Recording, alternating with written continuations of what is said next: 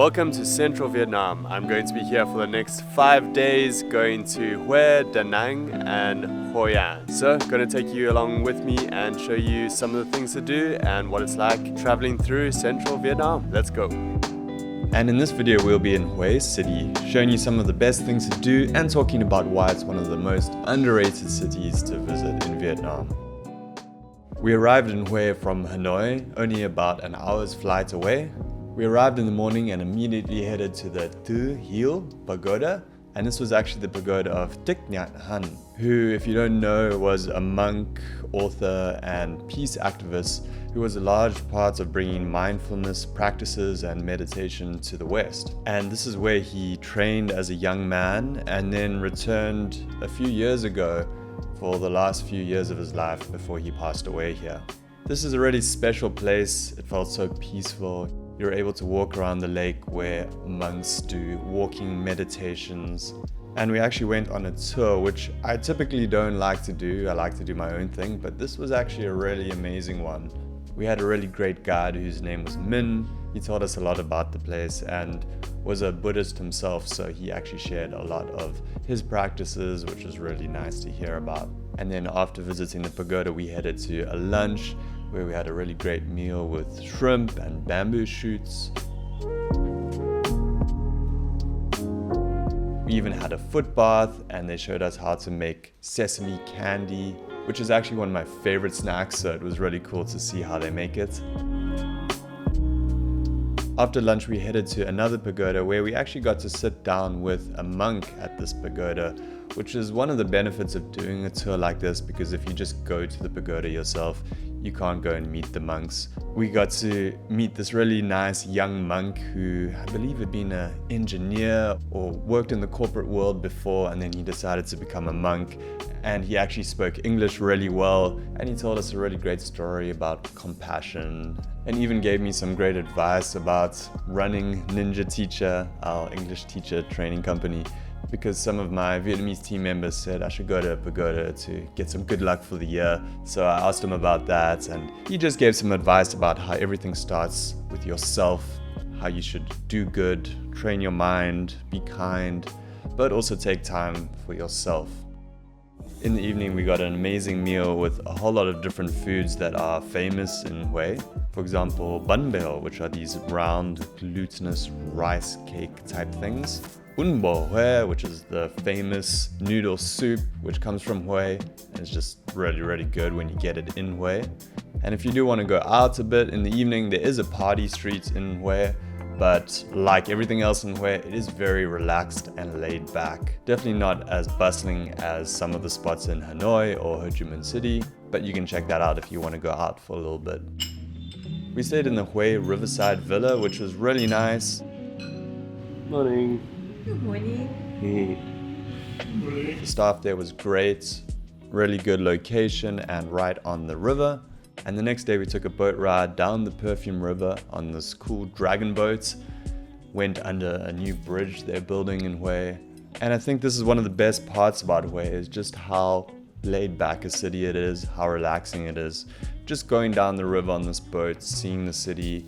It's a very peaceful and beautiful city, and I think you can experience that really nicely on a boat ride down the river.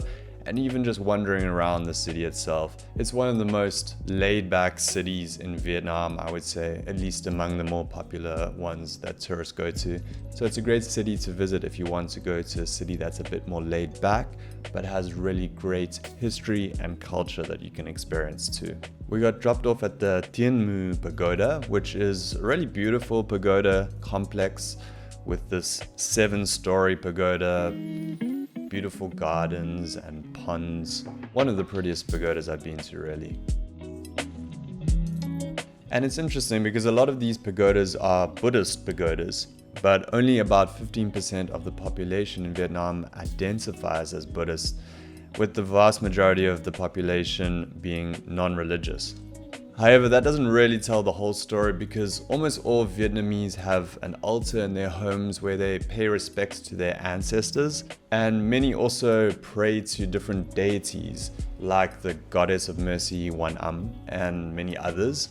So many Vietnamese people do visit pagodas in Vietnam. This pagoda was a bit busier than the others, definitely on the tourist route, but still really beautiful and worth visiting if you want to see a pretty one.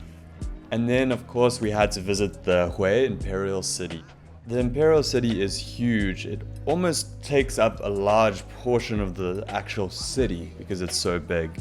It's really impressive and it's a great place to go to learn about the history when this was the capital of Vietnam from around 1802 to 1945. And it was also the last royal dynasty of Vietnam, so the last period of time where Vietnam was ruled by monarchs. So you can go into the Imperial City and visit several buildings like the palace, different pagodas, the royal treasury, the royal gardens, and there are different routes that you can take around the Imperial City that take different amounts of time. So you can spend an hour or two, or you could spend a whole day really if you wanted to.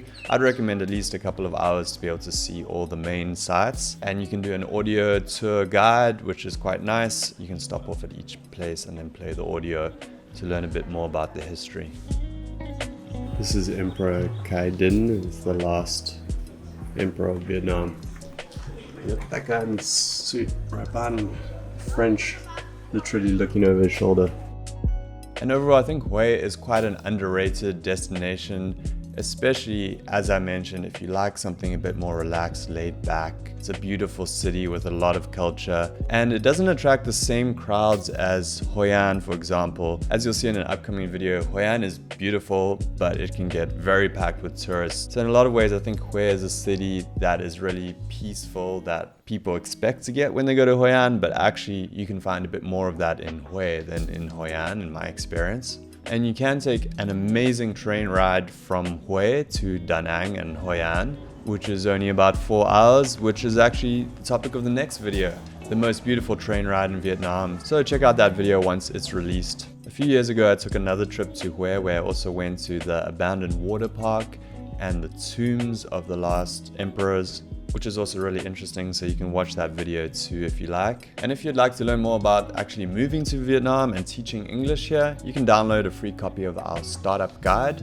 Just click the link below and you can download a free copy of that. And stay tuned for more videos about teaching English and life in Vietnam, and I'll speak to you soon. Peace.